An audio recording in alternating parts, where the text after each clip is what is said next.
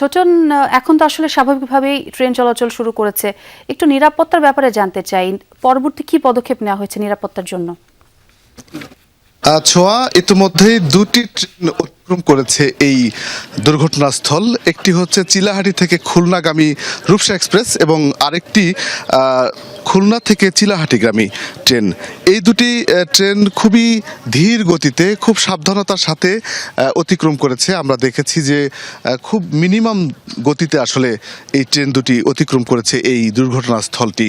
ইতিমধ্যেই রেলওয়ের যারা প্রকৌশলের দায়িত্বে ছিলেন এবং যারা উদ্ধার পরিচালনা করেছেন তারা চলে গেছেন, কিন্তু কিছু কর্মী এখনও আছেন, বিশেষ করে রেলওয়ের নিরাপত্তার যারা দায়িত্বে থাকেন তারা কিন্তু এখনও আছেন এবং মেরামত করছেন, দেখভাল করছেন।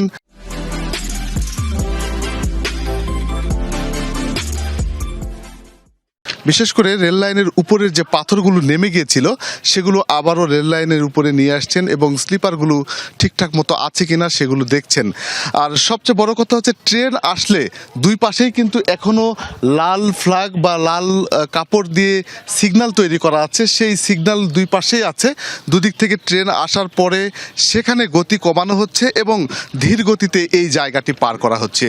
এখানকার যারা কর্মরত আছেন তারা কিন্তু বলছেন যে এটি ঈদ উপলক্ষে আগামী আরও কয়েকদিন এভাবেই ট্রেন যাওয়া আসা করবে।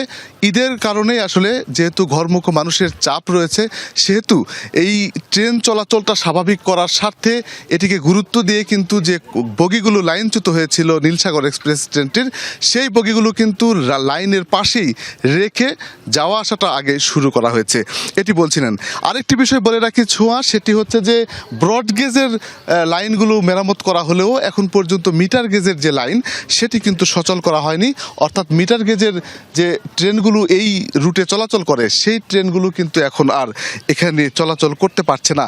ওই ট্রেনগুলো সান্তাহার থেকে বগুড়া হয়ে গাইবান্ধা হয়ে রংপুর এই রুটে চলাচল করছে, যার কারণে বলা চলে যে চলাচল স্বাভাবিক হলেও, অর্থাৎ ট্রেন চলাচল স্বাভাবিক হলেও একেবারে পরিপূর্ণভাবে স্বাভাবিক হয়নি।